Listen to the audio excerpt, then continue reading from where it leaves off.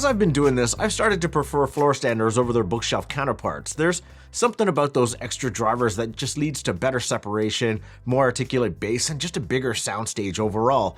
And depending on the size of the floor stander, their full range nature differs. This focal leans towards the more full end of the spectrum. The AriaEVO X #3 is a proper three-way floor standing speaker.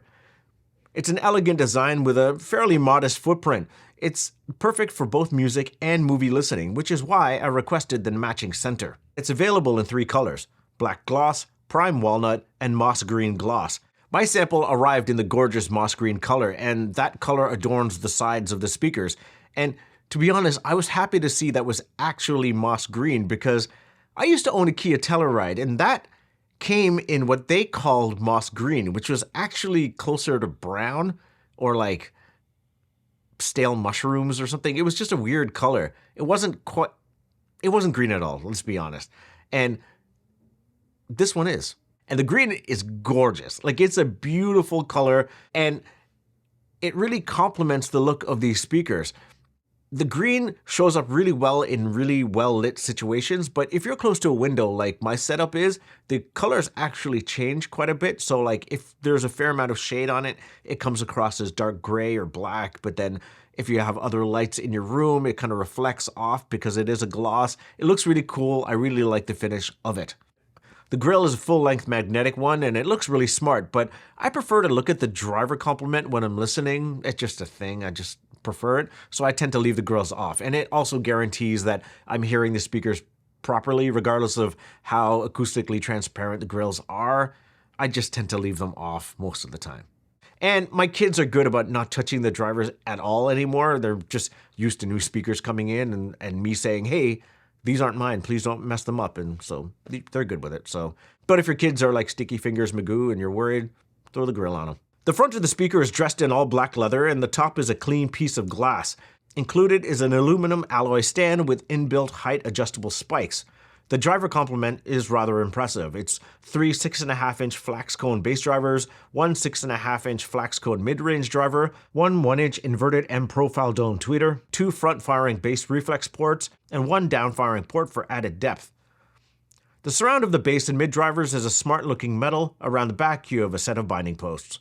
Frequency response is 39 Hz to 30 kHz. Low frequency point is 32 Hz at -6 dB. Sensitivity is 92 dB, and impedance is 8 ohms with a minimum impedance of 2.8 ohms. Crossovers are 260 Hz and 3100 Hz respectively. Focal recommends amplifier power from 40 to 300 watts. It's an immaculately built speaker that exudes luxury, and to be honest, I only have one nitpick, and it's pretty personal to me. It's just the flax drivers. I'm not really feeling it. I don't really like the look of them. They kind of remind me of chipboard, but that's it really. The center speaker airs on the larger side to match up with the towers in the AriaEVO X range. You get 2 6.5-inch mid-range flax cone drivers, bookending the same inverted dome tweeter that sits a bit closer to the top side of the speaker. This speaker differs by not having a glass top, but continuing the leather from the front, which is appreciated because it doesn't reflect TV images onto the top of the center. Around the back, you get 2 bass reflex ports and a set of binding posts.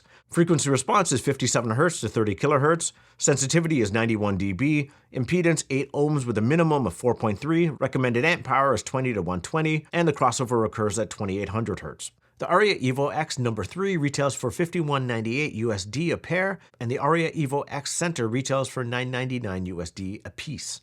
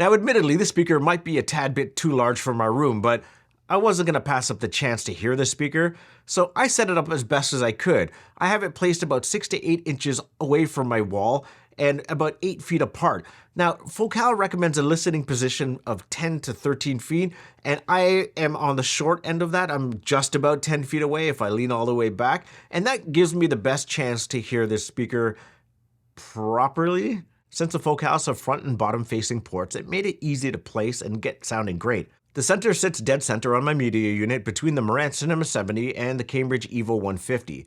The top edge of the center speaker just creeps onto the bottom edge of my TV, which I'm fine to deal with for the time that I have this set up. The other gear that I used was the Apple TV 4K for TV and movies, and the Cambridge Audio Alva TT V2 turntable for vinyl. Once I got these speakers set up and all dialed in, I just listened to some of my favorite music. Celestial Navigation from the late great Marcus Intellects, Infinity from Photech, Delusions from Seba and Paradox, Shadowboxing from Doc Scott, Cocoon from Bungle, and Former Self from Overlook. This is the first time that I've ever voluntarily disabled tone controls on an amplifier, and it should give you an idea of how the speaker performed in my room. Usually with a floor stander, you get better separation, more detail, clarity, huge soundstage, but a tight and controlled bass. But here, with my tone controls bumped, I was just treated to way more bass than I was used to. And so as soon as the bass drop happened on Celestial Navigation, I reached for my phone and I just disabled tone controls on the EVO 150 and immediately just sounded a bit more balanced altogether. I also just turned off my subwoofer because I totally didn't need it. Like, it was exceptional. It's almost like there was a rise in the upper bass of the speaker. It's probably not overly flat, especially in my room. And this is my first go around with consumer Focal products, so maybe their house sound signature is just like the signature I've been looking for this whole time. So immediately these speakers became winners in my eyes, so I decided to switch gears altogether and play some more chilled out tracks. So I ran through Permanence from Akuratide, there's Manium from Vril, there was the Frequency of the Truthers from Black Dog, and then William Orbit's reimagining of Adagio for strings. And with a track like Permanence, there's a fair amount of low end, but I always found that like three-way floor standing speakers just perform better with this track overall, allowing the mids to sort of like act on their own or just like create a bit more of a sense of spaciousness overall in the track. And it just sounded better on floor standers in my view. And then with Adagio for strings, around like 6:30 or so, like the track just starts going into the high frequency end of things. And I find with lesser capable speakers that like they tend to either get really shrill or it just gets like a little grating to the ears. And not so with these. Like these speakers are rated to go to like 30 kilohertz, so it's capable of handling whatever that song can throw at them. And so they didn't stress at all. And the highs weren't like grating or piercing or any of those things. It was just highs. And it was a lovely listen. And it was nice to like, I was bracing myself for like the squirm, like, oh, here come the highs, I'm gonna, and no, none of that happened. It was just a good tune. Now, I did try switching out to the only other amplifier that I have in-house that I think would be capable of driving these speakers, the CXA81 from Cambridge Audio as well. And it worked, but I felt like the extra power of the EVO 150 just worked better with these speakers. It just able it to scale up more, and so I almost immediately switched back and never looked back. So then I just ran through some of my favorite hip-hop tracks. There was Make 'em Envy from Dilla, Stakes is High, De La Soul, They Reminisce Over You, P-Rock Seal Smooth, Adrenaline from Mobb Deep. And these tracks get my head bopping every time, and I'm less concerned with like a speaker separation or the dynamics. I'm just enjoying myself. But with these speakers, those tracks just scaled up really nicely, and all of the grit and grime of the program beats was easily intelligible, and it was kind of cool to hear that like a very revealing speaker didn't make maybe a quote-unquote poor recording sound bad. It just sounded great. And then on the subject of like a grimy recording, I can't think of anything more than like Wee Small Hours, Oscar Peterson Trio live in Chicago. I first got this on cassette post-haircut at like a audio thrift shop, and I mean, it's a live recording, and I've never really looked into this. Like, I just enjoy the track. I've never looked into how it was made, but it's a live recording, so it doesn't sound clean. It's more of a vibe.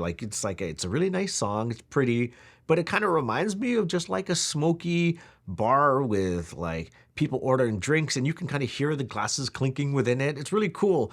And so playing this on those speakers, just like it's like an all-encompassing, beautiful sound, and you can just kind of close your eyes and get lost in it. And like, if you choose to pick out like, like people talking or glasses clinking and all those things, you can, or you can just take it in and just kind of feel immersed overall. It's really nice and highly recommended. I binge watched Fallout on this system, and I knew nothing of the video game prior to watching this show, but I can say I'm fully invested. It's a great show. And with this system, like the center channel is in particular, the dialogue is crystal clear, voices have lots of weight to them, and then when music kicks in or things blow up or people die, like it scales up accordingly, and it's a really nice, fun, immersive watch. And I had the B&W 610 in place for the extra 0.1 channel of information, and I felt like it came in handy and it was nice, but like when I did turn it off, like I didn't feel like I was missing out on anything. And so if you choose to have speakers like this and not have a sub in place, you can totally get away with watching TV movies without. And that was proven when I was watching Godzilla -1, like maybe the best Godzilla movie of all of them. Like, if you haven't watched it, just go watch it. And I actually prefer it in color over the black and white cut, just saying. Like, it's just, I'm not as nostalgic for black and white. Like, I like black and white for Ripley, but like Godzilla, give me it in color. It looks better.